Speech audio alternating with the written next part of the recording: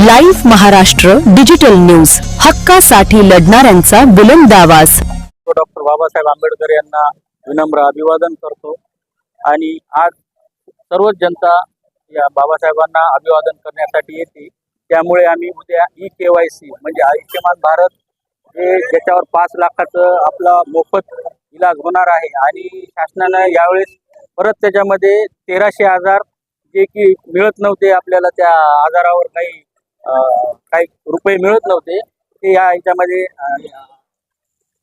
Include केलेले आहेत। त्यामुळे आम्ही प्रभाग 13 मध्ये डॉक्टर आंबेडकर नगर आणि प्रभाग 13 मध्ये मोठ्या प्रमाणामध्ये आम्ही 10,000 लोकांचं टार्गेट ठेवलेलं आहे। तर त्यांना आम्ही जागेवर त्यांना हे दोन्ही कार्ड आम्ही उपलब्ध करून देणार आहोत, कलर प्रिंट आणि विथ त्याच्यासोबत लॅमिनेशन करून आम्ही त्यांना ह्या कार्डचं वाटप करणार आहोत।